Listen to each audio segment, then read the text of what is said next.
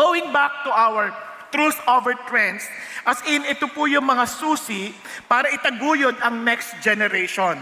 At napansin din naman natin na kaya natin ito inaaral kasi mahalaga na ma-prepare din ho natin yung pong mga kabataan, yung mga next generation at maging tayo ay maging tama ang ating pag-navigate sa panahon na ating kinabibilangan. We need to understand the trend and not necessarily mali yun. Sometimes, the trend will teach us how to bring in the truth. Kasi minsan, kumbaga, kung maaalala ninyo sa awitin na lang, no? Before, when we sing songs, maybe during the days of John Wesley, talagang yung kaawitin nila talagang classical pa eh. Di ba? Kunyari lang ha, ito, mabilisan lang paliwanag, for example, yung awitin na Amazing Grace. Lagay na lang natin sa panahon nila, classical yon. Oh, Amazing Grace. Kaya mga ganyan, di ba? Pero siyempre, nung lumipas ang ilang panahon, kantahin mong ganyan yan, medyo maaano yung mga tao, parang ano ba yan? Parang hindi namin kaya yung ganyang tono. Kaya, kasi inabot ka na ng mga blues. Di ba? Yung mga blues kasi, an expression yun ng mga slaves ng kalang kalungkutan. So, they sing song differently, like, Amazing Grace.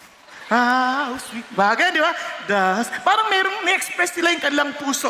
Parang kanilang damdamin para ma-release nila yung kanilang kalungkutan. Then eventually, nag-iba na naman yung kanta. Napapansin nyo, dumating yung panahon na parang nirarap na nila. Di ba? Amazing Grace, how sweet sound. So, nag-iiba-iba yung expression. Ngayon, hindi natin sinasabi na pag ganun na expression mo, mali yan. No. Kasi the young generation cannot understand yung unang mga paraan ng pag-awit. Kaya kung naalala nyo, during the days ng mga panahon ng mga 80s, ang mga naglilipa ng mga worship songs, mga tahimik lang talaga. Di ba? Kumbaga, narinig mo yung awiting mga silent night. Di ba? Pagdating ng ilang panahon na naman, bigla naging joy to the world. What do I mean? Yung trend nagbabago so that we know how to navigate and bring in the truth. Not to compromise ourselves with the trend, but to understand that God still loves the next generation and they have a different language. Di ba? Kaya lagi natin sa isip natin yon. Hindi lahat ng bagay ng trend ay mali. Minsan, kailangan mo lang maintindihan. Kahit sa damit. Imagine ninyo ngayon, ano nga tawag sa pantalon ngayon bago? Di ba? Nagulat ako, mayroon tinatawag na, ano tawag doon? Parang malapad na eh. Ha? Bagay ba? Hindi. Parang tungkol sa baluktot na paa eh. Parang bow-legged type eh. Basta yun. Iisipin nyo, halimbawa, nung panahon namin, nung bata pa ko, talagang hindi nakikita sapatos. Kung ganun ang suot ko ngayon, palagi ko, ano ba yan? Nakapalda si sir. Di ba? Parang kasi that was the trend of the fashion at that time. Pero naging baston, naging straight, nagbabago. So we also follow para naman hindi tayo maging destructive. O kumbaga, hindi na-distract sa pakikinig yung mga mga gusto maintindihan ng katotohanan ng Diyos. Naunawaan po. Pero may mga trend na malabo. For example, yung mga trend like patungkol sa bagay ng expression ng ng affection. No? Mga hindi pa mag-asawa, ikala mo mag-asawa na sila. So, hindi ibig sabihin na kung mo ganun na yung trend, sunod ka na rin. Hindi, kasi alam mo, hindi yun tama. Now, kaya napaka-importante yung ating pag-unawa sa truth and always making sure that truth is over trends. Kaya ano natutunan natin ano natutunan natin in the past? That kahit ang pananampalataya ng tao, they think na dapat kapag kay Lord ka, lahat ng prayer mo sasagutin. Hindi yung totoo yun. Kaya napag-aralan natin yun, but if not faith. Naintindihan niyo po? Naalala niyo pa yon? Na hindi lahat, kahit na hindi genie si Lord. Kumbaga, kung hindi niya sasagutin, praise God pa rin. Kasi He is still the Lord. And He knows what's best for us. Napag-aralan din natin yung truth that we have to live it and pass it. Nasusundan po. Nakita rin natin that we are to seek the truth or to seek God. As in not tomorrow, but today. Nakita rin natin that whenever we fail, we have to run to God because He restores. Di ba? We need to come to God. And finally, last week, diinan sa atin that we are to allow Jesus to conquer our giants. Kasi ang dami naman nating mga giants na hinaharap eh. Okay ba yan? So may mga financial giants, relational giants, or kaya may mga emotional giants, mental giants, iba-iba. Yung iba nga katabi lang, giant na sa kanila eh. Diba? Now, eto po, bakit natin gustong maintindihan lahat yan? Why should we learn that? Kasi we want the next generation to be successful. Gusto natin sila maging matagumpay. Ang problema, tama ba yung kanilang kaunawaan sa tagumpay? Kaya today, we will be discussing, be truly successful. Pakisabi mo sa katabi mo, be truly successful. Sabi mo sa katabi mo, wag sa akin. Sa katabi mo, yan, be truly successful. Bakit? Kasi ang isip ng tao that they are successful, anong sukatan ng measure ng ating success? Pera. Di ba? Kung marami kang pera, successful ka. Ang problema, ang daming mayayamang tao nagpapakamatay at hindi masaya. In fact, some of them, they became homeless. At yung iba, pinapatay pa ng mismong kapatid. Pag lalo yung mga nanalo sa loto, ganyan, nalato sa mga lottery, parang wow, parang nagkakaroon ng bantaan ng buhay. Di ba? Now, yung iba naman, ang isip nila ay maging sikat. Na pag sikat ka na, ikaw ay matagumpay. Pero ganun din, ang dami ng mga sikat na tao na hindi rin nila makayanan ang kanilang kasikatan, so malungkot sila, they get depressed. Di ba? Yung iba naman, anong naisip nila pagkasikat? Posisyon. Dahil pag hindi ka na sikat, tumakbo ka na ng politika. Yung ganun. Kasi kailangan mo yung posisyon, you need power, you need to be known. Kaya kahit na hindi nila alam yung ginagawa nila, nag-aano pa rin sila, tumatakbo pa rin sila sa pagiging politika. Kaya napansin niyo ba yung politika sa atin sa Pilipinas? Hindi ko iniinsulto ha. Sinasabi ko lang sa inyo, hindi niyo ba napansin na hindi plataforma ang madalas na pinagdidiinan? Ano? Kantahan, awitan, sayawan. Bakit? Kasi ang mga tao boboto ayon sa kakayanan mo mag-entertain. Kaya kahit gutom ka na, at least nai-entertain ka. Hello? Kaya nga malungkot ako, baka yung ating bansa ay maging regal babies na gobyerno. Hindi, sa totoo lang. Bakit? Kasi nga, ganun na yung trend eh. Yun na nangyayari sa atin. Wala na hong pinaglalaban na plataforma para sa kaayusan ng bayan. Hindi niyo ba napansin yun? Paulit-ulit na lang yan. O diba, huwag natin pag-usapan yan. Total, hindi yan ang ating pag-uusapan talaga ngayon. Natutokso ako, natutokso. Kasi may mga napagtantuan akong mga SK pa lang, SK pa lang. Talagang sobrang nalulungkot ako. Biruin mo, meron kang conference ng SK, halimbawa ng SK. Magpupuyat ng gabi, maglalasing, paano makakapakinig yan the following day? Leader yan, paano sila magli-lead kung sila mismo hindi na makontrol ang kanilang mga sarili? Naintindihan niyo po ibig sabihin? Bata pa lang sila, tinitrain na sila maging kurakot. Maging, makasarili. Hindi yung mga SK ewan ko ba, bakit ako napupunta dito? Nadala na ata ng, malungkot kong pagpapanalangin pa sa bayan na ito. Pero anyway, balik tayo dito. So, akala natin pagposisyon, power, yan, may influensya tayo, we are successful. The truth is this, hindi naman totoo yun. Kaya nga tama si D.L. Moody nung sabihin niya, our greatest fear should not be of failure. Okay lang bumagsak, but of succeeding at something that doesn't really matter. Biruin mo, inuubos mo yung oras mo sa isang bagay na hindi naman pala yung pinagagawa sa atin. Naalala ko tuloy yung kwento ni Dr. Olmer. Si Dr. Olmer po kasi, nung nag-attend ako ng conference, nagulat po ako, kwento niya po ito, sabi niya, meron kaming assignment. Kasi sa school, kahit sa kanyang doctorate degree, meron kami assignment. So ginawa ko assignment ko, wala akong tulong ng ilang linggo para to make sure na maganda yung presentation ko. So excited ako to get my grades. Excited ako. So pumunta na kagad ako sa professor ko. Nakita ko yung papel ko. Nagulat ako. Ang laki ng mata ko. Kasi ang laking F. May bilog pa. Okay na yung may F lang pero may bilog pa. So ano nangyari? Di ba bakit ganun? Tapos ang ganda ng comment. Good topic. Good research. Good presentation. Ba't bagsak? This is not the assignment. Ang lungkot. Alam niyo ba maraming ganyan tao? Abalang-abala tayo sa maraming bagay na hindi naman pinagagawa ng Diyos sa atin. Now, if we believe that there is eternity and one day we will give an account to God for the life that we live, ang tanong ko, are we really living according to His plan for each and every one of us? Nabubuhay ba tayo ayon sa kanyang palatuntunan? Kasi at the end of the day, haharap at haharap tayo sa kanya eh. No, kaya nga ho, alam nyo, nung bata ako, isa lang simpleng pangarap ko. Yumaman ako at maraming pera, talagang magiging, talagang gusto ko maging piloto, gusto ko maging doktor, ang dami kong gusto. Kaya ho, isang araw nung pinapunta ako ng Diyos sa Amerika, umakyat kami sa Statue of Liberty. Haba ng pila. At doon sa gitna niyan, dito, sa entabladong yan, makikita mo na yung, dito yan. Makikita mo na yung, yung kabilang ibayo. Di ba? Ngayon, aakyat ka pa ulit. May spiral dyan na, parang ladder. At lalabas ka dito. Makikita mo dito, yung nandun sa dulo, ang tagal, ang sikip-sikip pa. Pagdating mo sa taas, ano makikita mo? Yung nakita mo sa gitna. Mas mataas lang ng konti. Alam niyo, sasabihin mo lang, ito lang ba yun? Ito lang ba yun? Alam niyo ba, ang daming ganyan? Pagkatapos mangarap na magkaraming pera, biglang, wala pa naman ako doon, pero ito lang ba yun? Hello? Nangarap ako, meron ako Mercedes-Benz. Nagkaroon ako ng Mercedes-Benz.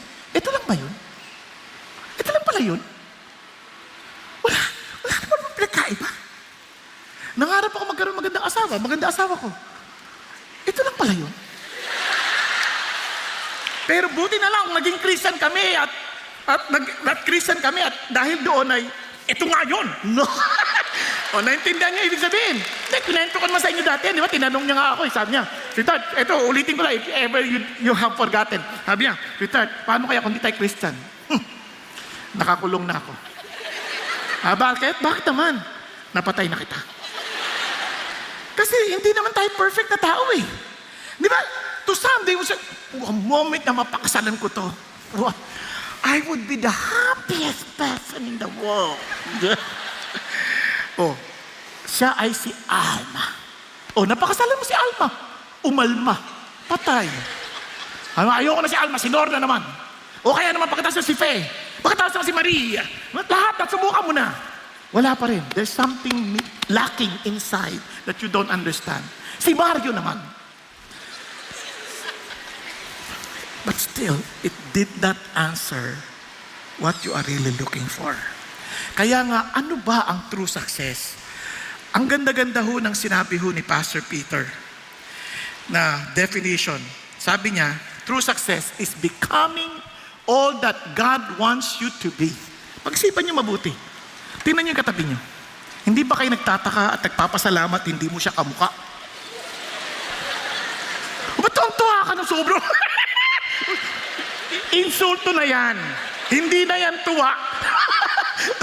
Pag-isipan niyo mabuti, bakit? Because God has a specific design for each and every one of us. Di ba? We have different strengths, we have different weaknesses, pero it's not to insult the person next to you, but for us to understand that tayo'y magkakasama. We complement each other. Tama? Now, tuloy tayo. Tingnan nyo. Kaya God He designed you for something. And sabi nga, and He wants you to do what He wants. I'm doing exactly what God wants us to accomplish. Meron siyang plano for each and every one of us. And His plan is so wonderful. But we have to discover that and really live out according to that plan. Noon ang akala ko, businessman lang ako. Akala ko dapat maging, accountant ako, o whatever. Hindi eh. May plano siyang iba. Iba yung plano niya to accomplish His purpose. Kasi sabi niya, and hopefully one day when we see Him face to face, we will hear Him say, well done. Doon pa lang sa salitang well done, you did exactly what He required you to do. Hindi yung sasabihin ng tao. Kasi pwedeng, ano pangalan mo? Iho? Ha? Rob? Ha? Tom? Si Renato na lang nga ulit. Ang hirap eh.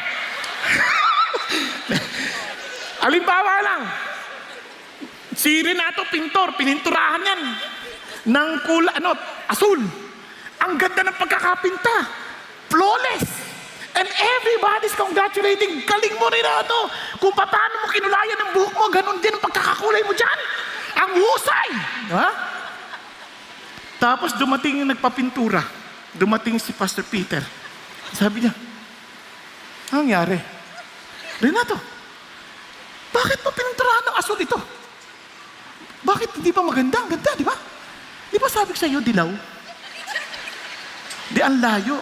Then, well done ba yun? Hindi. It is not according to specification. So kaya nga, sa Panginoon Diyos, when we say well done, we did exactly what God desires us to accomplish. Are you following? Kaya, tingnan nyo, then good and faithful servant, enter into the joy of your master. Now, itong maganda. You might think, sino ba naman ako to accomplish anything for the Lord? Sino ba naman ako? Alam nyo, doon ako tuwan-tuwa. Kasi ito, si D.L. Moody, ano lang ho ito nagtitinda lang ng sapatos ito nung bata siya. And he did, parang wala siyang qualification. He did not have a formal education. Yung kanyang mga letters, many of which still exist. At alam niyo po ba, punong-puno ng grammatical errors. Kung sa Pilipinas yan, pagtatawanan yan. Yung kanyang physical appearance, hindi masyadong impressive. Yung kanyang boses, sobrang taas at sa ilong lumalabas. Diba, high pitch and nasal. Parang ako. Boses chismoso. Ganyan. Yet, all of these obstacles did not hinder God from using him to shake 2 continents. Can you imagine? 2 kontinente, America and Europe. At ito po, alam niyo po, pinaimbestigahan sa isang journalist. Tingnan mo nga, ano makikita mo, ba't ganun na lang ka-effective si D.L. Moody? And you know what she said? Itong sabi niya, I cannot see anything in Moody that can explain his astonishing work. Wala akong nakita. Nothing special. Wala akong nakitang kakaiba sa kanya. Kaya sabi ni Moody, when he heard the report, natawa siya and that is precisely the secret of the spiritual revival that has taken place. The power of God has worked in me. The work is God's, not mine. Maliwanag sa kanya that it is God's work, not mine. I'm just an instrument. Ang mahalaga, are you willing to be used by God? Nakuha po? So yun ang ating hangad. Yun ang ating hangad that we are to be truly successful. Yun ang ating hangad. At yun din ang hangad natin para sa ating mga anak. Kasi minsan, sinasabi natin, oy, mag-aral ka mabuti ha, para kumita ka ng pera, para yumaman tayo. Yumaman ka. Ganyan pa, di ba? Pero tanong mo, bakit? Basta, mag-aral ka mabuti. Pero hindi Ano yung successful? I want you to become what God wants you to be. And to do what God wants you to accomplish. So that one day when you face Him, you will hear Him say, well done, good and faithful servant, enter into the joy of your master. Ganyan din po bang hangad natin? Yan din po bang ating panalangin? Alam niyo po, kung mayroon isang bagay na lahat kong hiningi sa Diyos, every day of my life, Lord, let me finish well. Marami po akong kapalpakan, but I thank you that you are my God. You are my Father, you are my best friend, and you are my Lord. Amen po? Kaya, balik tayo dito. Tingnan natin ngayon sa buhay ni Joseph. Dito sabi ni Joseph, now Joseph had been taken down to Egypt, and Potiphar, an Egyptian officer of Pharaoh, the captain of the bodyguard, bought him from the Ismailites who had taken him down there. Now, para maintindihan natin to, si Joseph, binebenta na bilang isang slave. Kapag ikaw ay slave, you had no right, you had no possession because you are a slave. Tama?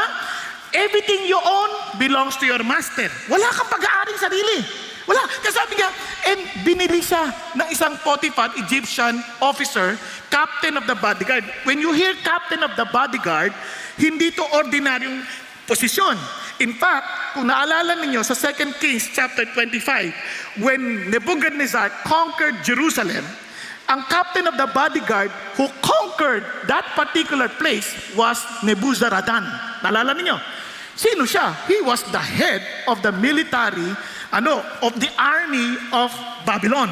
Kaya pag sinabi mong captain of the bodyguard, it may also mean na siya yung pinaka-head ng pinaka-army ng Egypt, which is the most powerful country at that time. Kumbaga sa panahon natin, ito yung pinakamayaman na bansa, pinakamakapangyarihang bansa, at siya ang pinakapinuno ng hukbo ng bansa na yan. So hindi ordinaryo, hindi lang siya parang head ng presidential palace, hindi ganon. Kundi siya talaga yung head ng army. Okay? So big time to. So binili niya to ngayon si Joseph. Sa lahat naman ng Biblia, praise God. At itong mayaman na to. And look at Joseph. Ano nga si Joseph ulit? Siya isang alipin. He owns nothing. The Lord was with Joseph. Tama?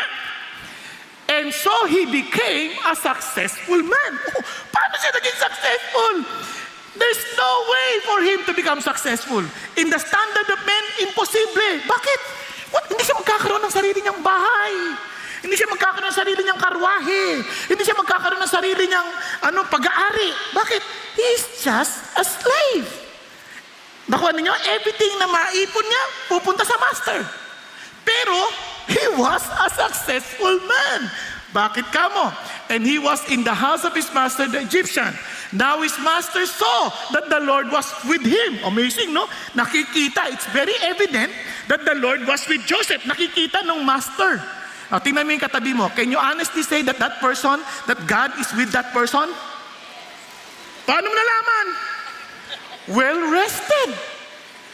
Sa gitna ng ingay, tulog. Ganun ba yan? Hindi. No.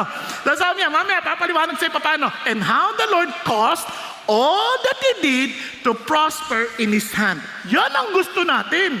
Yun ang gusto natin ma-experience. That everything he does prospers. At hindi lang yan, tingnan niyo po he is a successful man. Gusto niyo bang makita ang mga anak ninyong successful? Obviously, pakinggan niyo ng mabuti ito. Because these are the keys in understanding how to be truly successful. We need to understand proper view of the problems of man.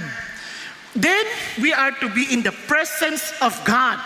At we are to live according to the plan of God. Nagkakaintindihan tayo. Lahat tayo, mga magulang, we need to make sure that we will guide our children to live according to the very plan of God. And you cannot do that if you yourselves are not living according to the plan of God.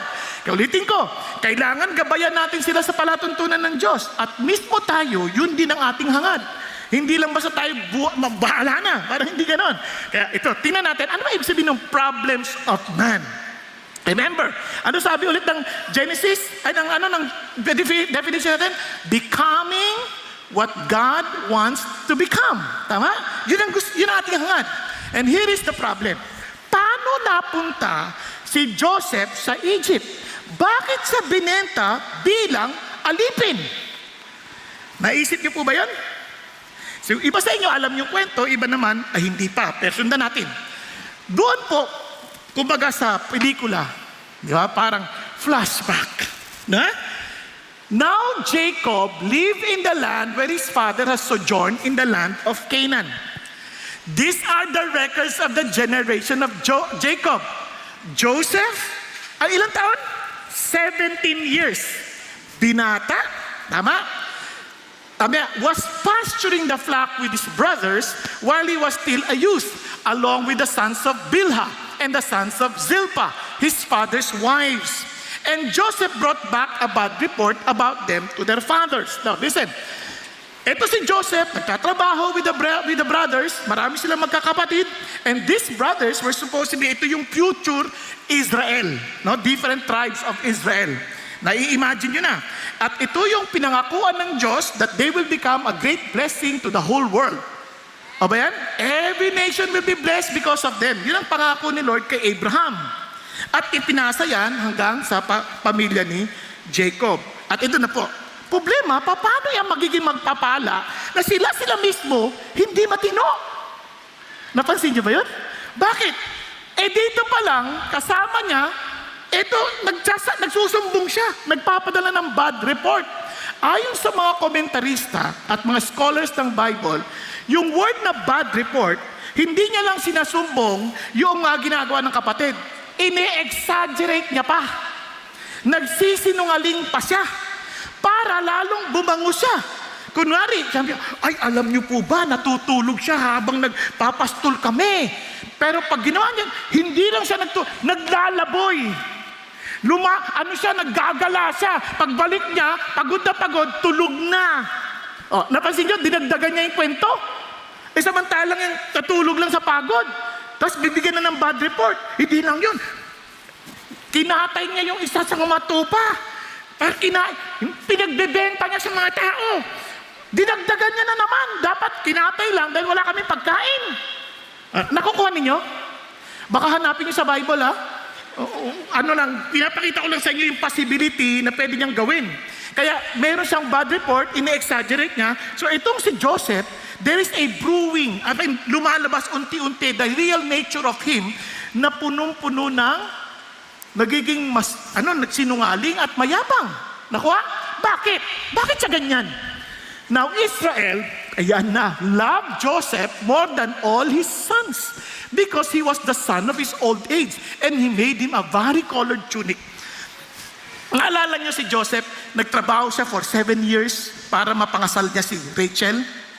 Kasi si Rachel ang gusto niya. Niloko siya nung kanyang manugang, ang ibinigay si Leah. Kaya nagtrabaho siya ulit another 7 years, a total of 14 years. Huwag niyong try yung ipanaginipan. Pakinggan niyo na lang, ha? Para ikikwento ko sa inyo, ha? Kasi iba talagang pinag-iisipan pa eh. Makinig kayo mabuti. Tapos ito, nung isipin nyo di pinagtrabaho niya, hindi magkaanak-anak si Rachel. Si Leah anak ng anak kasi hindi siya mahal, anak ng anak.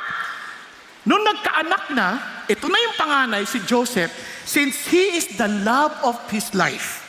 Naku, nabuhos niya ngayon yung lahat ng kanyang attention kay Joseph.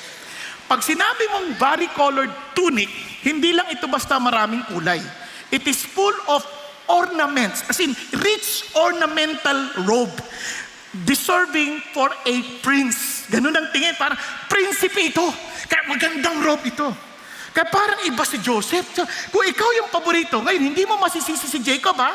Baka ma-misinterpret niyo, ang sama ugali ni Jacob, hindi siya mabuting tatay.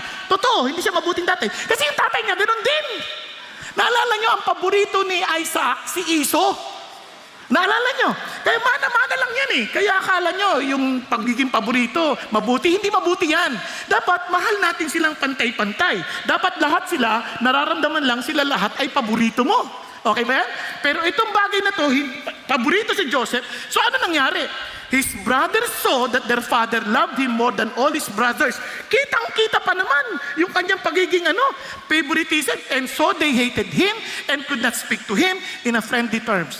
Parang pabalang na siyang kausap. Joseph! Kaya mong ballpen mo! Hoy! Gising ka, Joseph! Tatrabaho tayo! Hindi na siya friendly. Pagkaibang. Uy, Joseph! Pag sinabi, uy, Judah! Ayos na tayo, magsasakan tayo. Pagdating kay Joseph, hoy! Ganyan!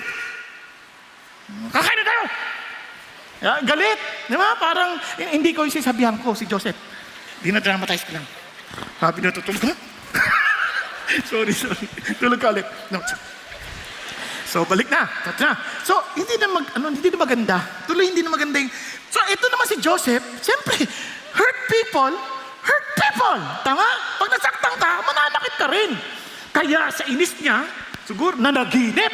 Nung nanaginip, sinabi niya kagad. Kala nyo makakaisa kayo. Kinausap ako ng Diyos na pakinggan niya panaginip ko. Tingnan ninyo. Nagtatali tayo ng mga ani natin.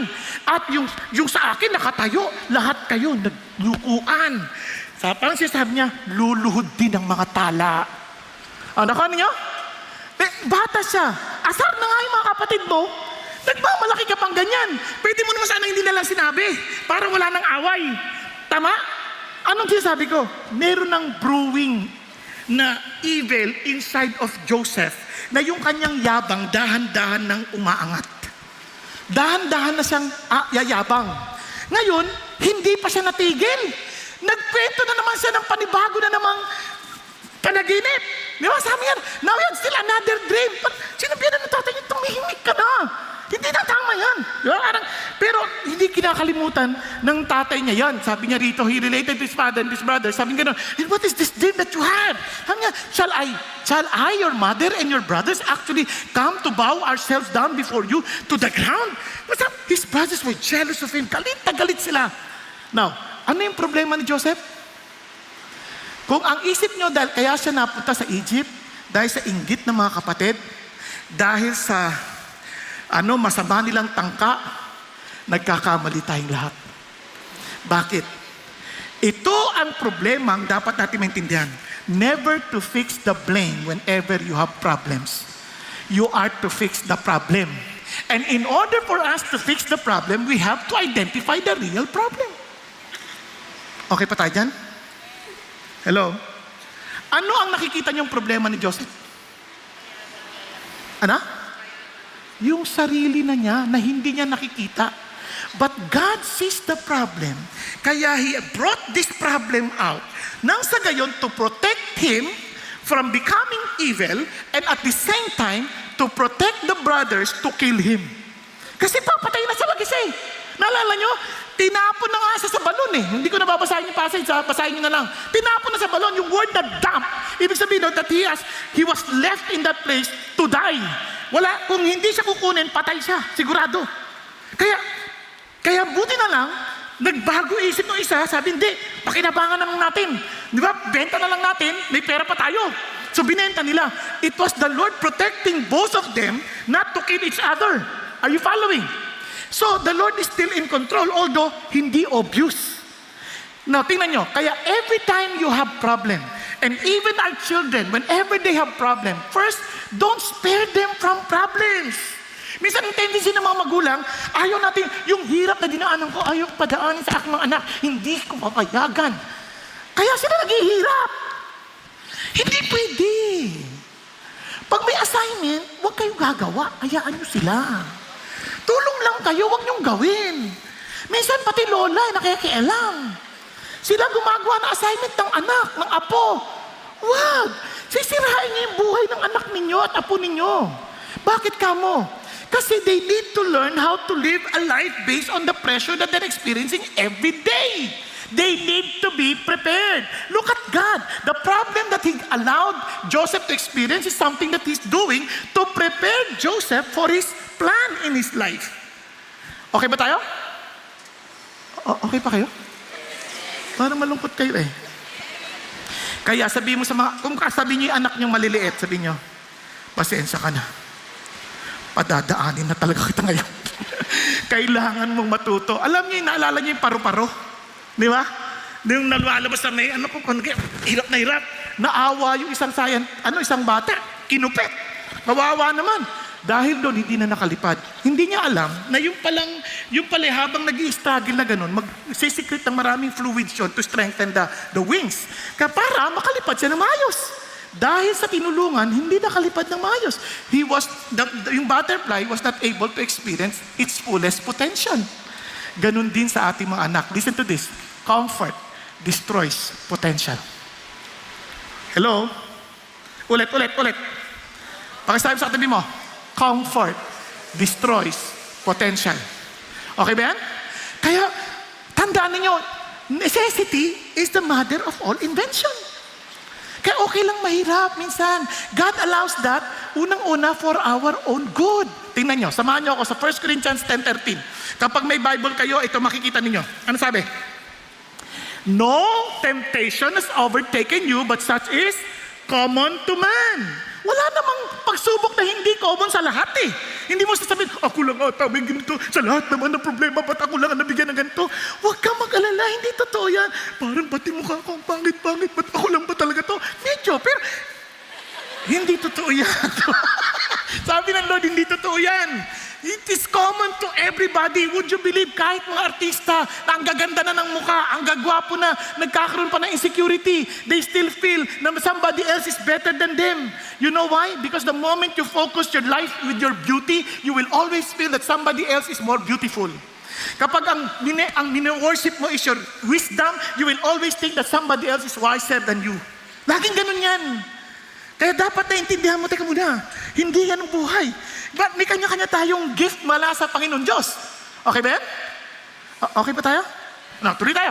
Kaya sabi niya, tingnan niyo, who will allow you to be tempted beyond what you are able to do. But with the temptation will provide the way of escape also so that you will be able to endure it. Ano sinasabi ni God? Whenever God allows problem to your life, listen to this, He is giving you the opportunity to win.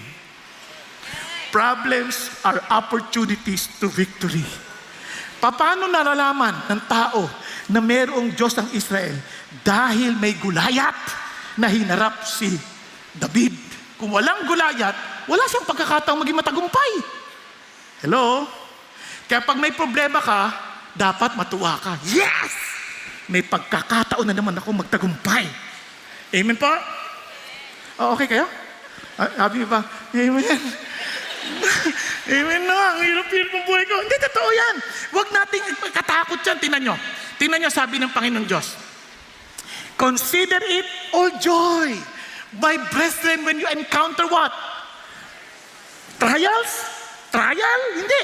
Various trials. Kaya naman siya pag dumating ang problema, marami yan. Iba-ibang klase. Nakakatuwa. Ang dami nila. At nagyayaya pa. Barka-barkada kung dumating. Sabi niya, tama ka dito. Dito na yun. At sa sobrang lang saya sa'yo, namamalagi pa sila. Tumatambay sila doon ng matagal na panahon. Nagkikwentuhan pa. At pinagpepiestahan ka. Nakuha ninyo? Sabi niya, pero God allowed those problems to come. Why? Knowing that the testing of your faith produces what? Endurance. And let endurance have its perfect result so that you may be perfect, complete. Wow! Kung perfect na at complete, ano pa nga hanapin mo? Eh sabi niya, lacking in nothing. Kaya ako pag iba nagtataka kayo, sa sobrang tindi ng digmaan ka lang pinagdaanan, ano sasabihin nila? Wala yan. Wala yan. Yung iba ho, meron mga magre-reklamo sa ang bigat ng problema ko hanggang makausap nila yung katabi nila. Di ba, naalala niyo yung alin, nagre-reklamo, wala man lang akong bagong sapatos. Ang labo mo, Lord. Pagtingin sa katabi niya, walang paa. Kasi ko, ay, buti sapatos lang ang wala ako. Siya paa. O, yung walang paa naman. Lord, bakit naman ako walang paa? Di ba? O, ano ngayon? Pagtingin sa katabi niya, walang ulo. O, naintindihan na ninyo. Minsan, may ulo pero walang laman. O, paano? Di ba? Kaya, we are to rejoice because di akala lang natin tayo yung pinakamalalang sitwasyon. Hindi ho. Kaya nga, paano kung hindi ko talaga alam gagawin ko? Paano kung talagang yung problema ko sa dulang hirap? I don't even know what to do. Kaya nga, ang karugtong niyan, if any of you lacks wisdom, let him ask God, who gives to all generously without reproach, and it will be given to you. Napag-isipan niyo mabuti. Teka. Nag-pray naman ako eh. Tsaka, ang hirap eh. Kasalanan ko to eh. Kaya ako pinagkaganto, nag-asawa ko ng maaga. Hindi ako nagplano. Kaya nagkakagulo-gulo kami. Hindi alam sabi ng Lord. Oo, okay, alam ko yan. Kasi kaya isa yung problema natin because of our wrong actions and wrong choices in life. Pero, it doesn't matter to God. Basta, nagpakumbaba ka to ask wisdom to help you. Sabi ng Lord, He will give it to you generously without finding fault. Ano ibig sabihin nun? Hindi ka niya susumbatan. Hindi niya sasabihin, kasalanan mo naman yan eh. May kasawa ka kagad, ang problema yan. Nabuntis ka na wala sa panahon. Bahala ka sa buhay po. Hindi ganun si God. Sabi ng anak, alika, alam ko nagkamali ka.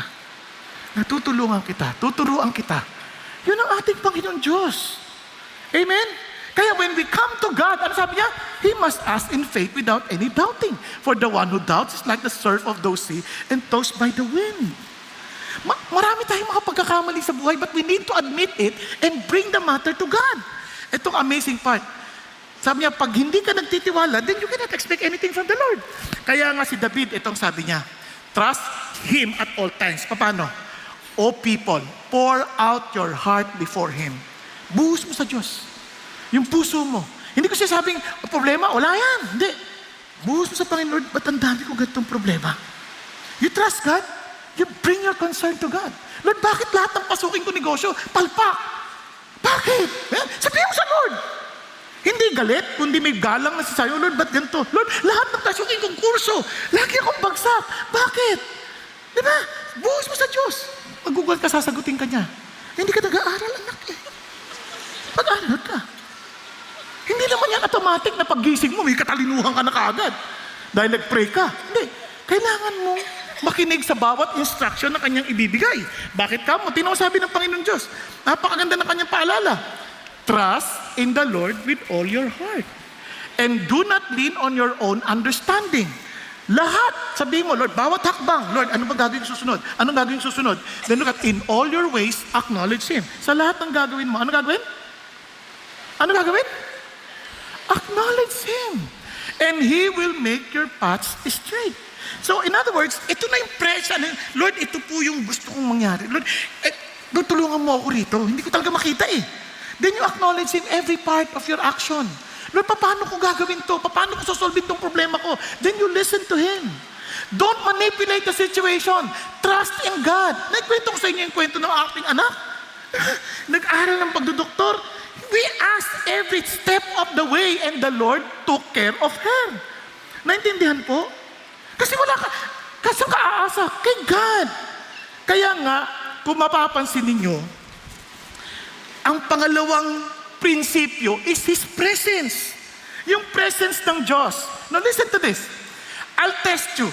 Naniniwala ba kayo kasama natin sa Panginoon? Naniniwala kayo pinanonood kayo ng Diyos? Ba't yung ginagawa nyo ngayon? Tinutulugan niyo ako. Hindi kayo nakikinig ng mabuti.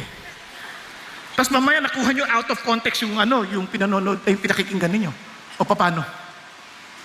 Di ba? Kasi minsan yung pinaniniwalaan natin tsaka ginagawa natin magkaiba. If we believe that God is with us, then walk with God. Nakikipag-usap ka sa Diyos. Talagang, Lord, ito po, Lord, paano ko pa gagawin ito? Lord, ano ba nais mong gawin ko dito? Diba? Kasi totoo ang Diyos eh. Nakikipag-usap ang Diyos sa mga nakikipag-usap sa Kanya. But if we don't want to talk to Him, obviously the Lord will just keep quiet. Kaya napaka-importante na tingnan niyo si Joseph ha. Now Joseph had been taken down, di ba? Slave siya. But look at this. The Lord was with Joseph, so he became what? A successful man. Maliwanag na maliwanag. The Lord was with Joseph. And this is the amazing part. Now his master saw that the Lord was with Joseph. Kaya mauobserbahan mo kagad eh, yung tao na alam mong kasama si God. Simple lang. Sa Pilipinas, we always believe that God is everywhere. Amen? We believe that He is with us. Pero ilang mga estudyanteng naniniwala dyan, pero nangongopya pag exam. Hindi dito, yung mga estudyante sa labas. Diba? Alam niyo, minsan nagsalita ako sa isang ahensya ng gobyerno. Pinagsalita ako ng 5 minuto. 5 minuto lang. Sabi ko, grabe, inimbitahan nila ako. Aga-aga akong dumating, tapos 5 minuto lang ako magsasalita. Sige. Tanong ako, Lord, ano sasabihin ko? Awa ng Diyos, kinausap niya. Sabi niya, ito sabi mo. Lahat naman tayo'y maka-Diyos. Palakpakan. Pero marami sa atin walang takot sa Diyos. Ba't ko sinabi yun? Kasi, pag naniniwala ang Diyos, pero biglang pag-usapan na, pagkatapos pag-pray, talikod, parang kala mo hindi nakikita ng Diyos yung ginagawa natin. Kanya-kanya ng tago sa ilalim ng lamesa, kanya-kanya ng pagnanakaw, kanya-kanya ng pandaraya. Bakit? At ang sabi pa nila, praise the Lord. May blessing sa akin. Ang daming managbigay. Naalala ko, mayroon pa isang jeepney driver na kausap ko minsan, nakasakay ako. Pastor po ba kayo? Ay, opo. Alam niyo, Pastor, sobrang binless ako ng Lord. Mula naging Christian ako, binless ako ng Lord. Minsan nga, hinuli ako eh. Binalik yung lisensya ko. Talaga? Galing ah. Bakit? Kasi naghihingi ng lagay, Pastor. Hindi ako pumayag. Sabi ko, alam mo, Christian na ako eh. Love gift na lang. Sabi ko, ano ba to? Binago lang yung term. Wala nang lagay, love gift na lang. Naintindihan niyo ba ibig sabihin? At ang tawag natin doon, blessings naman. Kaya dito nakita nyo to, alam nyo bakit? Kita kay Joseph sa kanyang trabaho, nagpo-prosper siya. Bakit siya hindi magpo-prosper? Una sa lahat, kapag ang presence ng Diyos nasa sa iyo, tingnan mo naman effect sa iyo. For example, naalala nyo si Moses, di ba? Sabi ni Lord, hindi na ako sasama sa iyo o sa inyo kasi baka mapatay ko lang kayo sa daan. Kaya magpunta na kayo doon at papaunahin ko na yung anghel and he will talagang conquer the land that I promised you. Inyo na yan. Sa inyo na yan. Ay, hindi na ako sasama sa inyo because you are stiff-necked people. Ganyan, naalala nyo? Anong sabi niya? Nakiusap si Moses, Lord, please, how would they know that we're different if you will not go with us? Di ba? At ang sabi ni Lord, my presence shall go with you and I will give you rest. If there is something that tells us na kasama natin si Lord, less worry, more rest. Napansin niyo ba? Kasi pagkasama si Lord, ba't ka mag-worry? At lagi yan, pagkasama mo si Lord, hindi pwedeng hindi evident yan. Hindi pwedeng hindi evident yan. Naalala niyo si David, nung nakaraang linggo, si David. And the Spirit of the Lord came mightily upon David. Ba't yung sinabing mightily? It was something observed. Nakita. Now there's something different about this guy. He all of a sudden changed. Di ba? Biglang siya nagbago. Palagay ko, because the Lord was with Joseph. Kaya sabi ng Lord, let all men know. Ano ba yan? Let your gentleness be known to all men. The Lord is near. Oh, mayroong ipagkakaiba sa iyo kasi the Lord is kasama mo eh. Parang ganito, para maintindihan niyo ha, nag-attend ako ng isang birthday. Pagdating sa birthday party, yung may birthday, napaaga ako eh, nagluluto pa. Ang ingay. Ano ba? Sabi ko kanya, bantayan yung niluluto. Natunog tuloy. Galit na galit. Tapos sabi nung katulong, Ma'am, andyan na po si Pastor. Di ba sabi sa inyo, bantayan ninyo? Para hindi masunog. Kaya, nasunog tuloy. Nawala yung sigaw. Why? Because the pastor is there. No, isipin mo ngayon, isipin mo kung kasama mo si Lord. Nakikinig sa bawat salitang sasabihin mo. Sasabihin mo ba yung sinasabi mo? You know what I'm trying to say? Kasi marami sa atin, hindi tayo conscious sa presence ng Diyos na siyang kasama natin. Okay ba yan? Kaya itong pakiusap sa iyo, gusto niyo matulog? Sumandal kay Lord. Ha? Para masarap yung tulog nyo. Kasi kung hindi, mahihirapan kayo. Kaya balik tayo dito. Kaya nga, isa sa mga palatandaan, may rest ka. Kaya itong si David, wow, ay sinong pinag-uusapan natin? si Joseph. Sa trabaho yan, rested siya. Hindi siya trying to prove na magaling ako, hindi siya credit grabber, hindi. Basta kanya, he will do everything, he will give his best for the Lord. Kasi the Lord is with him. Amen? He works with the Lord. He works for the Lord. He works everything to glorify the Lord. Di ba ang sarap nun na kapag ang bawat Christian, hindi mo kailangang bantayan. Kasi the Lord is with that person. Kaya lang tayo minsan hindi tayo umuunlad. Kailangan bantayan pa. Kailangan makabit ka pa ng CCTV. Bakit? Para lang magtrabaho ng matino. Hindi na. Hindi mo kailangan yun kasi kasama mo si Jesus at siya ang rewarder natin. Siya ang nagbe-bless sa atin. Siya ang tumutulong sa atin. Hindi natin kailangan mandaya. Amen po? Dahil rested tayo sa Diyos. Now, hindi lang yan. Kaya isipin nyo, kung si Joseph, naging personal attendant siya. Tingnan nyo ha, ito pang epekto eh. Tingnan nyo ha. Ano nangyari kay Joseph? Joseph found favor in his sight and became his personal servant. And he made him overseer over his house. And all that he owned, he put in his charge. Anong trabaho ni Joseph? Para siyang ginawang chief operating officer. Kasi mayaman to eh, si Potiphar. Ano to eh? Kumbaga kung ito ay chief of staff, kumbaga ito yung chief of, yung commander-in-chief ng military, big time to. Marami rin tong ari-arian. Nakukuha ninyo? Kasi nung panahon na yun, pag sumakop sila, mayroon din silang bahagi. So si Joseph na pinamahala. Okay, Joseph, ikaw na ikaw na mag-ingat yan. And alam niyo ba, kailangan mo yung presence ng Diyos kasi yung temptation ng posisyon. Christians, if God promotes you because of your faithfulness in serving the Lord, your greatest temptation is to use your power for your selfish agenda. Hindi na para sa programa ng Diyos. Kasi may posisyon ka na eh. Pwede ka mang-api ng kapwa. Si Joseph bilang chief operating officer, ano pwede niyang gawin? Pwede niya nang alipinin ng iba. Kasi siya ng head eh. At pwede na siyang gumanti sa kanyang mga kapatid. Diyan pa lang pwede na. Kasi bakit? Chief operating officer, ang boss ko. army. Siya yung pinaka-head ng army ng Egypt, the most powerful country and the second powerful man in the land. Tindi nito nakuha niyo ba? Pwede na natin balikan yung mga kapatid ko. Pagigantihan na natin. Pero hindi ginawa ni Joseph yon.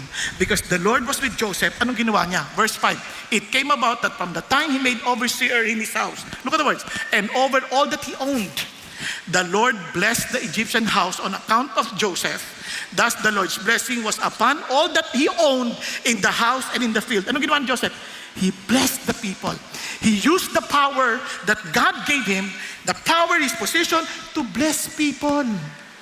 Kaya pag kayo ay naging leader, hindi tayo leader parang siga tayo, hindi.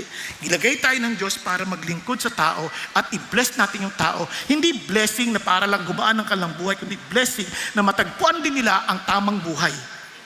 Are you following? Hello? Kaya kung kayo ay kuya sa bahay, hindi kayo kuya para lamang sakinin niyo yung mga pag-aari ng magulang niyo. Hindi. We are the eldest in the family because God entrusted that position to us to keep the family intact and make the family in love and followers of Jesus. Are you following? Kung ano man ang posisyon na pinagkatiwala sa atin ng Diyos, bless the people. Hello? Pinasikat ka ng Diyos, bless the people. Yun ang sinasabi niya eh. Kasi ngayon, itong problema, kapag itong tao na to ay siyempre laging rested, di ba? Laging may beauty rest yan. Magaan ang loob, hindi nagwo-worry. Walang masyadong pelegi sa mukha yan. Gwapo yan. Kaya sabi dito, tingnan nyo. So he left everything he owned in Joseph's charge. And with him, there did not concern himself with anything except the food he ate. Amazing, no? Dahil kasama niya si God, blessing siya sa boss niya. Wala nang iisipin yung boss niya tungkol sa kanyang mga concern sa bahay. Kakain na lang. Natanong ko kayo, sino mga nagtatrabaho dito may boss? You have someone above you. Pakita sa kamay. So meaning lahat kayo boss? Totoo ba yan? Ulitin ko ha. Sino dito yung boss? Sa opisina. Pakita sa kamay. Ay nako. Hindi kayo boss? Wala di kayong boss. Wala kayong trabaho? Ganun ba yan? Patawarin tayo ni Lord. Are you following? No, balik tayo ha. Balik tayo. Sino dito yung may boss? Ay, salamat sa Diyos. Naging totoo na kayo. Okay, may boss kayo. Yung iba, sabi nga, wala akong boss eh. Ano ka ba? May asawa ka ba? May boss ka. Anong, wala. Bakit daw? Boss, bakit? Ay, okay. Gusto mo lang hawakan ng pisngi ko eh. Biro lang.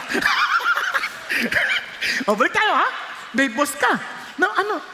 Sa palagay mo, puntahan mo yung boss mo, Sir, dahil ba tao mo ko? Wala ka nang iniisip na bagay, naging concern ka sa buhay, gumaan ang buhay mo dahil sa akin. Pag sinabi niya, lumayo-layo ka. Sakit ka sa ulo ko. Di ba, alam mo na hindi ka nagtatrabaho in the presence of God. Hello? Di ba, ang sarap na parang walang sakit ng ulo yung boss mo dahil you are walking and living according to God's purposes. Because the Lord is with you. Kaya ito yung challenge. Tingnan nyo, dahil dyan, now Joseph was handsome in form and appearance. Tingnan nyo. Gusto nyo makita si Joseph? Ito siya, handsome and in form and appearance. Are you following? Hindi nyo ma-imagine. Tingin kayo ulit sa harap. Kita nyo, handsome and wag sa akin, doon. Binabasa ko lang. Ano sabi niya? Naku, yung master. Sabi ba naman, lie with me? Alam nyo, nung una akala ko, yung lie with me niya, yung parang nag-aakit sa Joseph. Hindi pala. Yan palang yung salitang yan sa Hebrew, utos, imperative mode. Joseph, inuutusan. She was using her power to take advantage of Joseph. Sabi niya, Joseph, sex tayo. Ganun lang. Parang, ano to? Kaya may temptation na naman. Sexual temptation. Binata ako. Wala ang boss ko. At siya ang nag-uutos. I need to be submissive to my master. Tama ba? all the excuses nandoon. Pero kakaiba si Joseph because he is with the Lord. Look at him. But he refused and said to his master's wife, "Behold, with me here, my master does not concern himself with anything in the house. And he has put all that he owns in my charge." Are you following? Pinagkatiwala sa akin. Isipin niyo, pinagkatiwala sa akin lahat ng asawa mo maliban sa iyo. Now listen, sino nagkatiwala? Yung asawa mo. Nakakaya sa asawa mo. Ganun ba yun? Hindi. Ano sabi niya? "No one is greater in this house than I, and he has withheld nothing from me except you, because you are his wife." Tingnan nyo ha, tingnan nyo. "How then could I do this great evil and sin against God?" Ano napansin nyo? Nakakaya sa asawa mo, ma'am. Pinagkatiwalaan ko, hindi ganun sabi niya.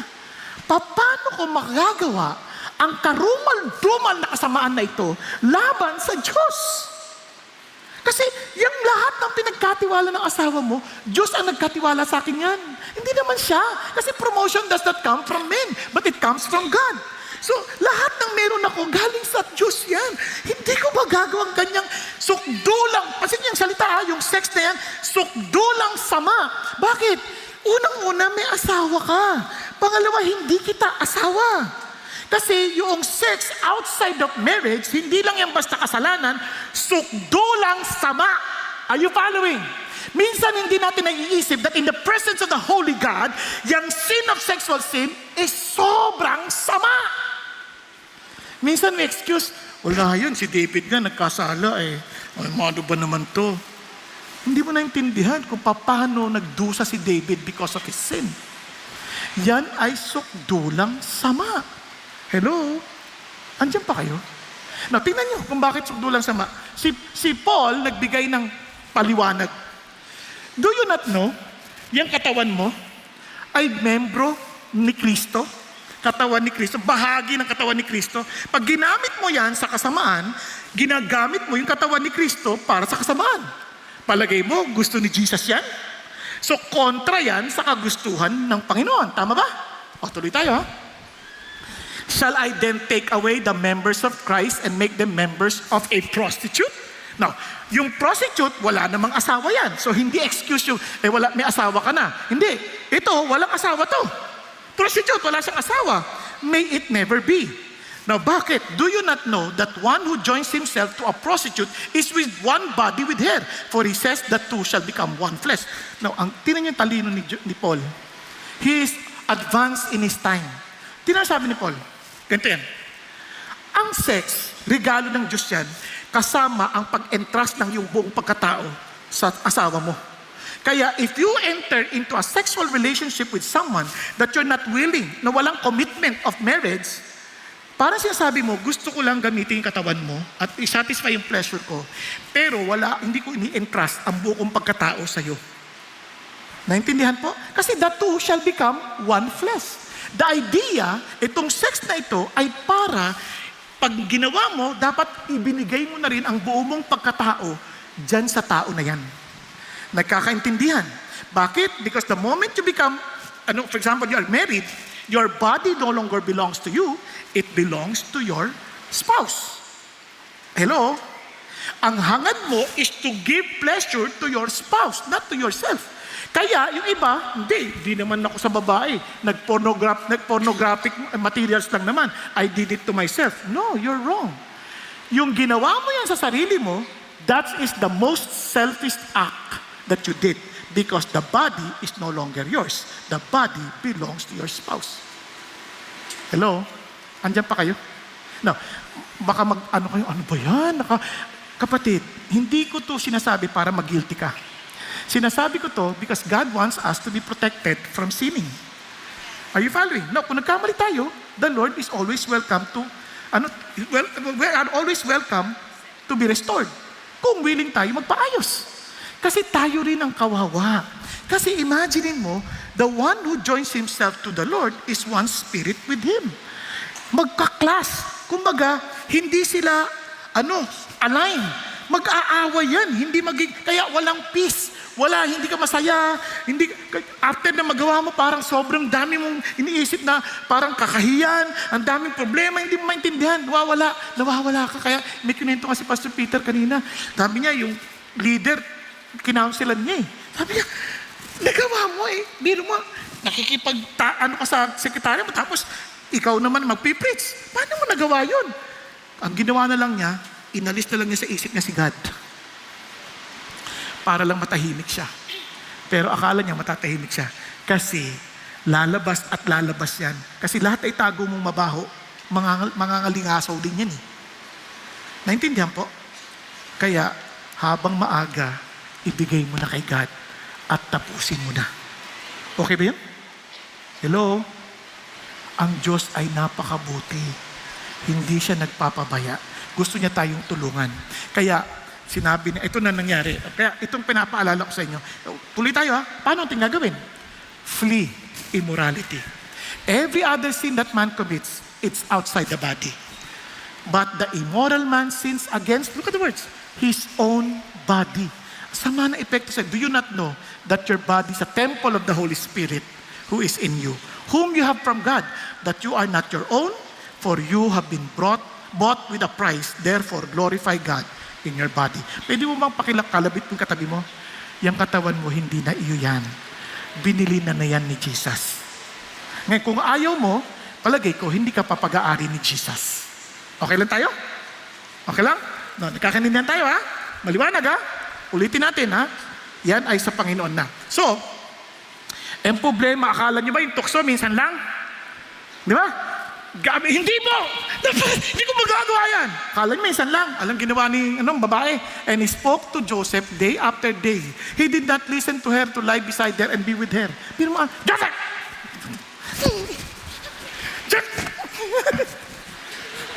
Pag nakita no, Joseph! Sabi, kawawan Joseph! Araw-araw. Baka kung nahina si Joseph, araw-araw hindi siya naglakad kay God, hindi nag-quiet time, hindi nag-pray, baka sabihin Joseph, Lord, tama na, pagod na ako. Total, sabi mo naman, submit to your master, di ba? Hindi ko ito kasalanan. Hindi. Si Joseph, takbo ng takbo. Kaya, minsan, nung nakandun siya sa bahay, nagtatrabaho siya, at walang tao lahat. Sabi ng babae. Hindi pangit na babae ito ha. Baka isipin niya, baka siguro pangit yan. Hindi siya pangit. Kasi minsan naalala ko meron lumapit sa akin. Huwag niyo mag-isip ng masama ha. Sabi lang sa akin, Pastor, napapangarap kong ikaw asawa ko at ginagawa natin ito. Grabe ka naman! Huwag kang magsabi sa akin yan! Tapos sinabi ko sa ibang pastor, sabi ko, Pastor, ano po, mayroon pong lumapit eh. Sabi niya, pangit no? Sabi ba naman, pangit no? Anong ibig mo sabihin? Walang lalapit na maganda sa akin?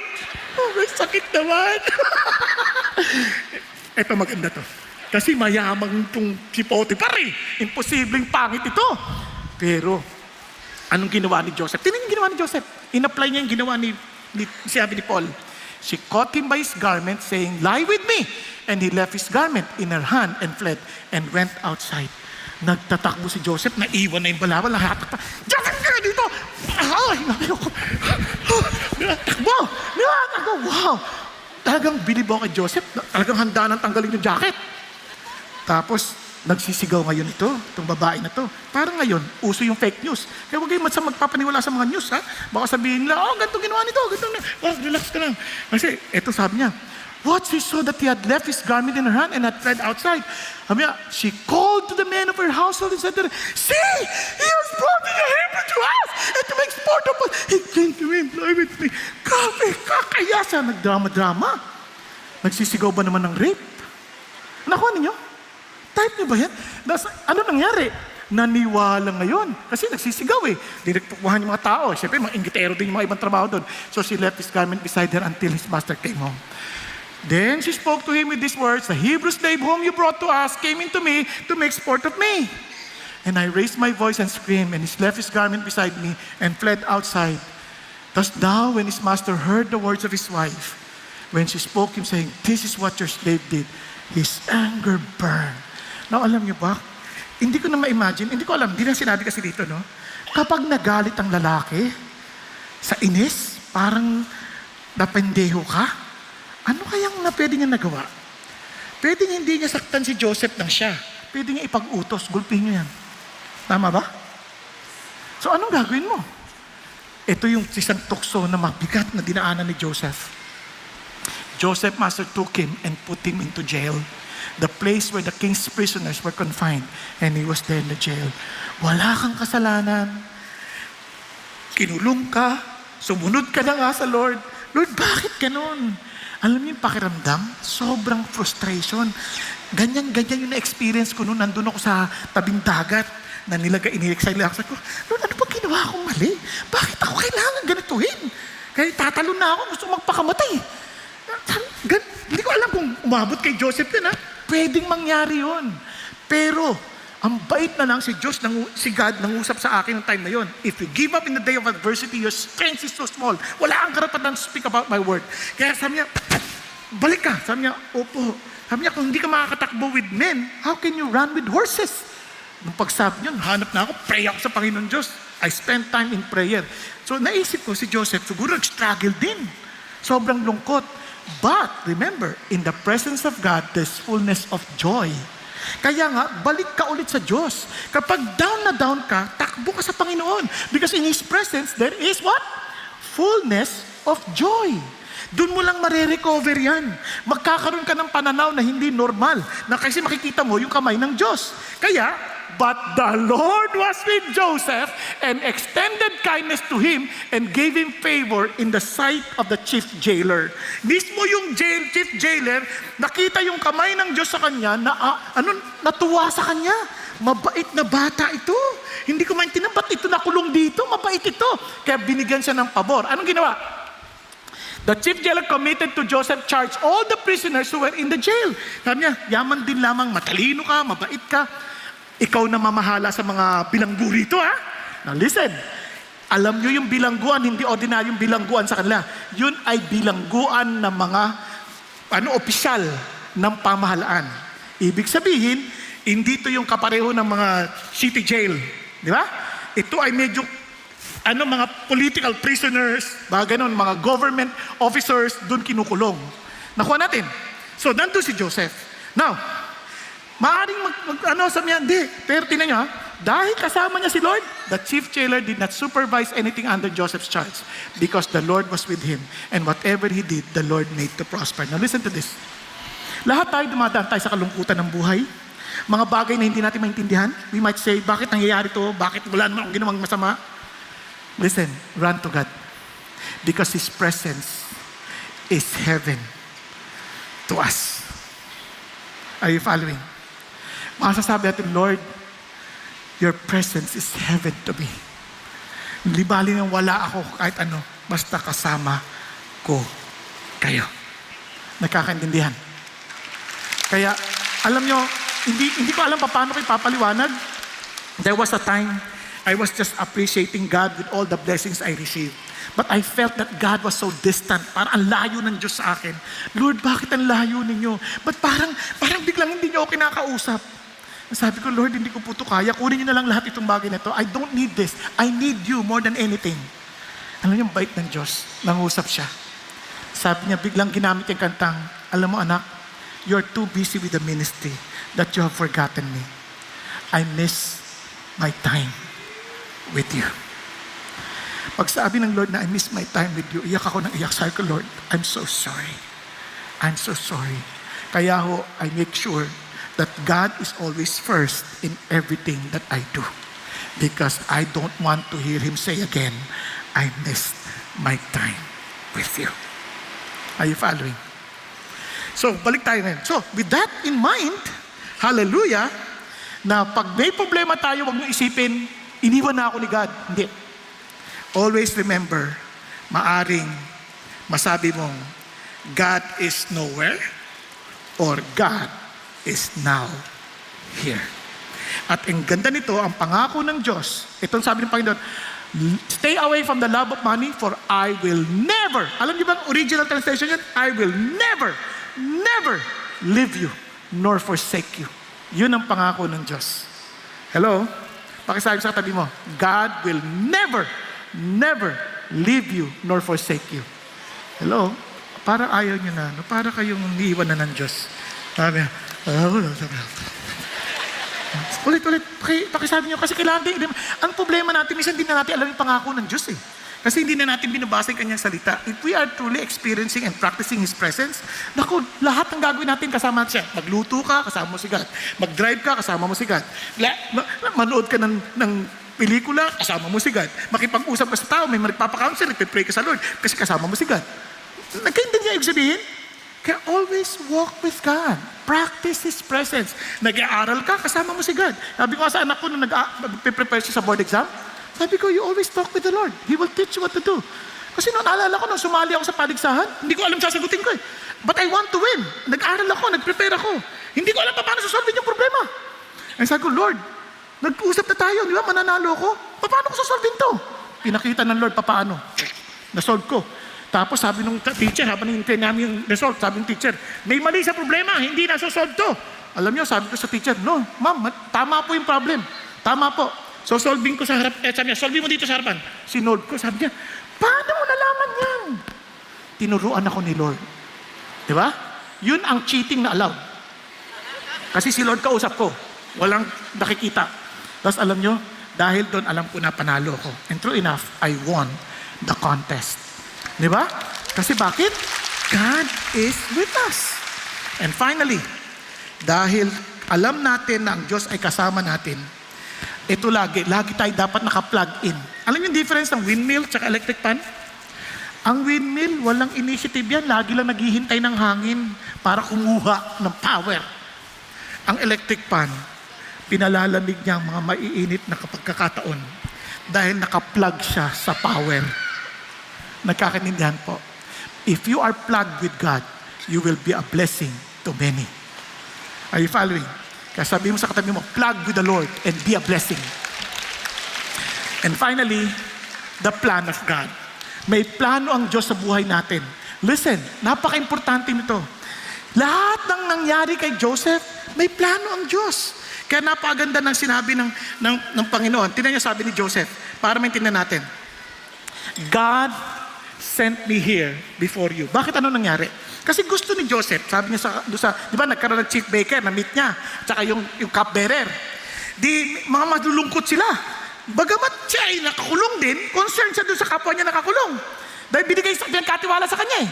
Itong mga opisyal na to, malapit to sa hari. Kasi hindi iinom yung hari na hindi pa natikman ng cupbearer. Mamamatay siyang una. Hindi kakain ang hindi pa natitikman ng baker. Kaya ganun sila kalapit sa hari. Ngayon ang problema, nakulong din sila. Na naginip ngayon. Sabi ni Joseph, ba't kayo nalulungkot? Kasi may napanaginipan ako, ganyan. So sabi niya, ibinigay niya interpretasyon. Sabi niya, in 3 days, pawawalan ka sa birthday ng hari. Yung isa naman, maganda yung interpretasyon. Ako rin na naginip eh. Ang problema, yung panaginip niya, sabi, mamamatay ka naman. So to make the long story short, itong si cupbearer, sabi sa kanya, pag nakawala ka na, pag nabalik ka sa posisyon mo, alalahanin mo ako ha, wala akong kasalanan dito eh. Oo, hindi ko kakalimutan. Sa sobrang saya ng cupbearer, nakalimutan niya lahat si David. Ay, si Joseph. Nakalimutan niya lahat si Joseph. Ano, inabot sa akin, si David na inabot. Nakalimutan niya si Joseph. Now, kung ikaw si Joseph, labo naman ito. Pare-pareho talaga ang mga tao. Mabait lang kapag may kailangan sa'yo. Pagka wala na, masaya na sila, nakalimutan ka na. Walang ganun si Joseph. Nag-intay siya na matagal. 2 years ang lumipas bago naalala siya. Bakit? Kasi nanaginip yung Pharaoh. Nung nanaginip yung Pharaoh, nabagabag yung Pharaoh, hindi makatulog, paulit-ulit yung panaginip, sabi niya, ano kaya yon? Biglang sabi ng mama, naku, ito po yung malaki kong kasalanan. Meron pong nakakulong doon na Hebreo na nakakapagpaliwanag ng panaginip. Napansin niyo? Now, tingnan niyo yung timing. Kung nakawala na siya at naalala noong mama, di nakaalis na siya. Hindi na siya hindi na matutupad yung plano ng Diyos. Pero dahil ang Diyos ang nakakalam lahat ng timing, minsan sa tingin natin parang ang tagal, huwag kang mag-alala. Dahil alam ng Diyos ang perfect timing para sa bawat isa. Kaya sabi ng Panginoon, in His time, He will make all things beautiful. Di ba? Now, tingnan yung nangyari. After all of that, dahil nag-suggest pa siya ng paraan, sabi niya, yun ang panaginipan niyo po, 7 years of abundance, then 7 years of famine, everything that you have earned, everything that you've gained, mawawala, mauubos sa day ng famine. So what should we do? Sabi niya, assign a person na makakapag-organize nito, mag-iipon, maggagawa ng mga lalagyan para sa ganon, yung mga ani may iipon. Sabi niya, sa palagay mo, sino pang kukunin natin? Siya na. At dahil doon, binigyan siya ng posisyon. Nasabi ng heart ng Pharaoh, ako lang ang pinakamataas na sa'yo. Yung posisyon ko lang. The rest, pantay na tayo. Grabe no? Biro mo, mula alipin, naging prime minister. Now, tingnan niyo yung kwento ni Joseph ha. Para makita lang natin. Mabilisan na lang kasi sino-shortcut ko na, pasensya na kayo. Mula sa paboritong anak, naging binenta ng kapatid, tinapon sa ang naging slave, pinagbintangan, kinulong. Grabe naman. Sabi mo, Lord, maluluhod sila sa akin lahat. Paano mangyayari yan? Ako ay naging katulong at nakulong. Pababa ng pababa. Kung kayo si Joseph, labo naman ni God. You see, the plan of God in your life is so wonderful, but the journey may be so difficult. But don't focus on the journey. Focus on the plan. It's wonderful plan. Bigla na lang naging what? Promoted as Prime Minister of Egypt. Amazing, no? Anong nangyari?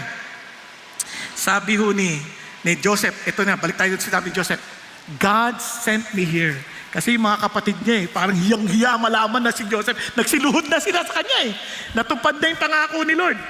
God sent me before you to preserve for you a remnant in the earth and to keep you alive by great deliverance. Now therefore, it was not you who sent me here, but God, and He made me ruler over all the land of Egypt. Now listen, paano siya nakarating dun?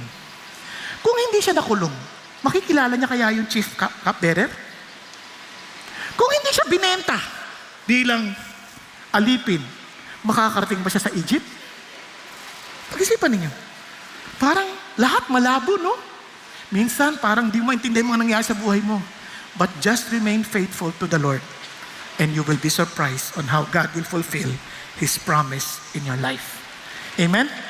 Now, alam nyo, totoo to kahit sa buhay ko. When I was kicked out from the ministry, sabi ng Lord sa akin, I will enlarge your border. Paano mangyayari yun? Tinanggal nyo ko. Hindi ko lang alam na dumating ako, dinala ako ng Diyos dito sa CCF. And somehow, I was just so surprised. May lalapit sa akin, nasa Japan ako, Pastor, kung hindi sa turo narinig ko sa inyo, hindi mababago buhay namin at hindi namin makikilala si Jesus. Kahapon nagturo ako sa mga pastor, sabi ng pastor, kung hindi ho dahil sa inyo, wala na rin ho ako sa ministry. Nung isang beses sa Canada kami, kung hindi dahil sa message, hindi na gulo na ng buhay namin. Sabi ko, Lord, thank you for your great plan. Di ko man naintindihan na nangyari noon. Nalimot ko na dahil sa biyaya ng Diyos. And I'm telling you now, don't ever give up. God is with us. Kaya sabi ng Lord, tingnan niyo yung plano ng Diyos. Alam niyo ba, that because of the faithfulness of Joseph, nakikinabang tayo ngayon. Kasi yung buong lahi ng Israel, patay dapat sila. Tingnan niyo, to preserve for you a remnant in the earth and to keep you alive by a great deliverance. Why? Because Jesus Christ came from that race. Galing si Jesus. Without the promise of God to Abraham that he will be a blessing to many nations, wala tayo. Kung hindi naging faithful si Joseph, patay sana yung buong lipi na yan sa gutom. But God saved them because God wants you to be saved. God wants to save you. God wants to tell you that here is Jesus Christ. He was born in the land of Israel, died for you because He wants you to be with Him in eternity. That's the plan of God. Di ba? Wow! Biro mo, nung panahon ni Joseph, iniisip ka na ni Lord? Iniisip na tayo ng Panginoon? Grabe, parang hindi ako makapaniwala. Yes, hindi nga ako makapaniwala. Dahil si God, sobrang lawak ng kanyang kaunawaan. And I'd like to end with this. Samahan niyo po ako sa Genesis 50, verse 20. Kung hindi ko makita sa slide ko, ay tingnan niyo na lang sa Bible ninyo. Ano sabi ng Lord? Hindi ko na nga makita. Ay, Kasi napindot kong ganun, dire-diretso. Sa excitement. Sabi niya, ito. As for you, kasi sabi niya, patawarin mo na kami. As for you, you meant evil against me. You still be responsible with what you did. But God meant it for good. Masabi ko, sama ng mga taong to, lalabo nila. No. They meant it for evil, but God always thinks the best for you. Kaya He will make it good in order to bring about this present result to preserve many people alive. Now, tingnan niyo si Joseph. Hindi naman siya pastor. Hindi naman siya propeta. Ano siya? Isang COO, isang katlipin, isang paboritong anak. Kung titignan mo, wala siyang qualification to be used by God, and yet God used him. Huwag mo isipin, doktor ako, hindi ko, no. Be a doctor for Jesus. Engineer ako, be an engineer for Jesus. Nasa multi-level marketing, then be part of the team for Jesus. Remember our calling, make disciples of all nations, and the Lord is with us to the very end of the age. Amen po? Yun ang pangako ng Diyos. Kaya naman, I challenge you. It depends on whose hands it's in. It's not about you. Kaninong kamay. Naalala nyo, a basketball in my hands is worth what? 500 pesos? 2,500 pesos? But a basketball in the hand of Stephen Curry is about $55.76 million. A baseball bat in my hands, it might worth what? $8? But a baseball bat in Jacob deGrom's hands is worth $33.5 million. It depends on whose hands it's in.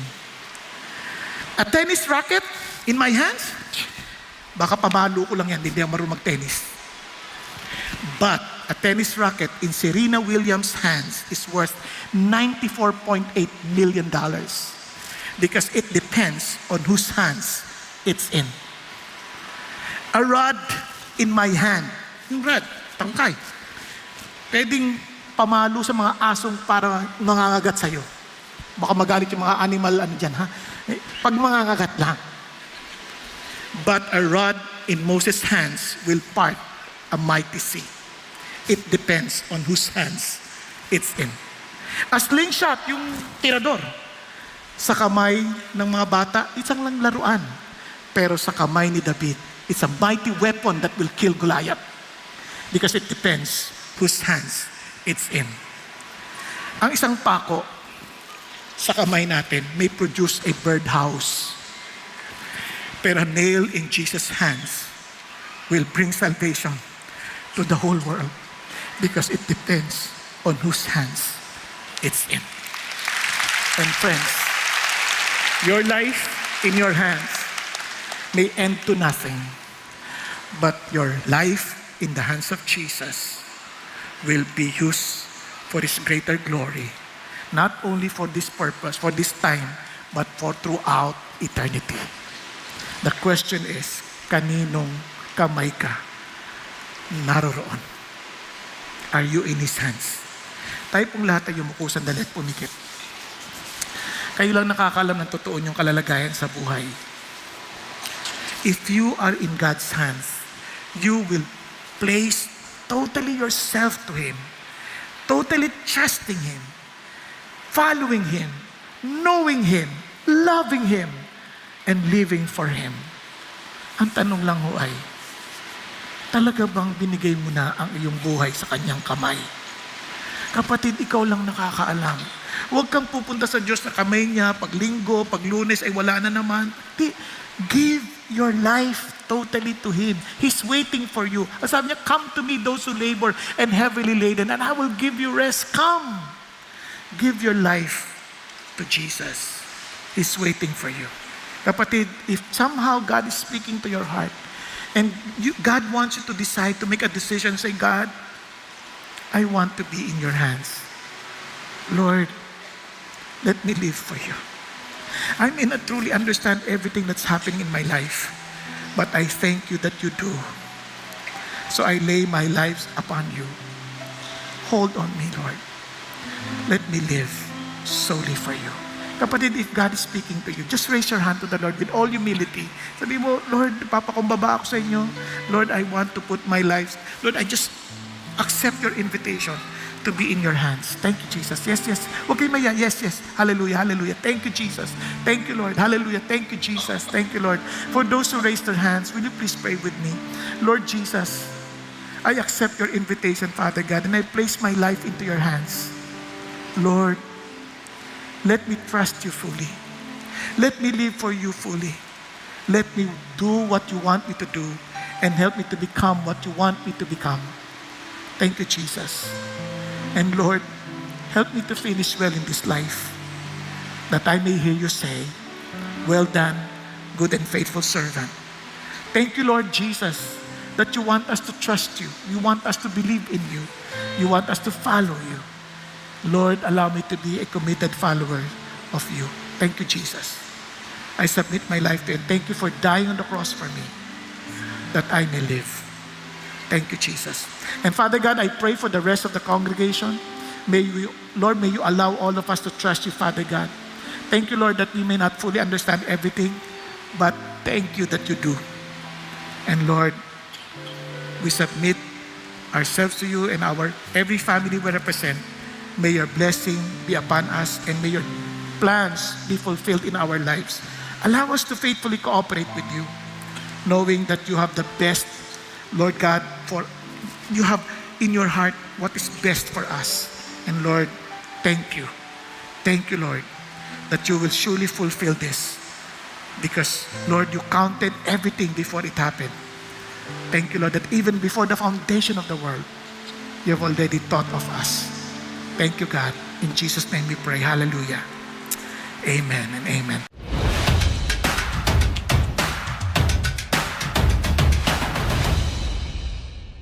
Magandang araw, CCF family! Welcome to Sunday Fast Track, where you ask real-life questions and we give you biblical truths. Ako po si Marian Allende mula sa Elevate Youth Ministry at kasama po natin ang ating speaker na si Pastor Bong Saking upang sagutin ang inyong mga katanungan. So Pastor Bong, praise God po sa inyong mensahe patungkol sa buhay ni Joseph. Kumusta naman po kayo? Praise God, mabuti ang Panginoon at kaya mabuti ako. Mabuti naman po, simulan na po natin. Para po sa unang katanungan, paano po kaya natin may iwasan na maikumpara ang success natin sa ibang tao o sa mundo? Ayan. Alam niyo, yung tanong na yan ay may dalawang bagay na pwede mong paghambingan. One, paghambing sa mundo at ganoon din maghambing sa kapwa mo mananampalataya. Pag sinabi mong paghambing sa mundo, kasi siyempre ang sukatan ng tagumpay sa mundo ay kasikatan, kapangyarihan, kayamanan. Kung titingnan mo, lahat ng bagay na material yan ang sukatan. Pero sa Panginoon Diyos, hindi yun ang sukatan. Ang sukatan ay yung maintindihan mo sino si God sa'yo. Kaya nga si Asaph, naalala mo, inggit na inggit siya doon sa mga mayayaman na tipong masasama na yung ginagawa. Sila pa yung umuunlad. Di ba? Sabi niya, ba't ganon? Mabuti pang hindi na lang ako lumakad sa sa kadalisiyan. Di ba? Pero naintindihan niya yung kanilang karimbal-rimbal na hantungan nang siya po ay pumasok na sa pagsamba sa Diyos. Sabi niya, then I realized their end. Na nandun pa sa silang madulas na kalalagayan na kapahamakan ang kanilang dulo. Kaya nga, sabi niya, naging conclusion niya, whom have I in heaven but you? Besides you, I desire nothing on earth. At dinugtong niya pa, sabi niya, your nearness is my good. Di ba? Ang sarap nun, ano? Kaya parang kayo ang aking tagumpay. Sa kabilang bahagi, kung ikaw naman ay naghahambing sa kapwa mo mananampalataya, hindi mo rin kailangan gawin kasi ang paghahatol ay sa Panginoon Diyos. At bawat isa sa atin may kanya-kanya tayong bahagi sa malaking palatuntunan ng Panginoon. Ang mahalaga, we are faithful in accomplishing whatever God entrusted us to do based on our individual giftings, which is based on His grace. Kaya huwag natin kakalimutan, lahat tayo haharap sa Panginoon Diyos at siya ang totoong nakakaalam ng ating totoong tagumpay. Yun po. So, si God po ang tanging makakapaghatol sa atin. Sa pangalawang katanungan naman po, paano natin mapapanatiling positibo po ang aming pananaw sa tuwing kami ay kumakaharap ng paghihirap? Alam niyo, yung journey natin in fulfilling God's purpose and plan, hindi naman madali yan . Kaya ang mahalaga, you keep your focus on God. Kaya yung iniisip mo, kailangan positibo ako, hindi. Kailangan mo maging intimate kay God. Kasi if you are walking with the Lord, He Himself will give you the positive outlook in life. Kasi nakikita mo si God. The moment na alis na yung pananaw mo sa Diyos, ayan na, sigurado, makikita mo na lahat ng mga bagay na masama. Kasi nga, wala na yung goodness ng Diyos. Kaya nga pag ang lugar ay masama at magulo, anong tawag natin? God-forsaken city, God-forsaken place, di ba? Pero pag nandun ang Diyos, may kaayusan.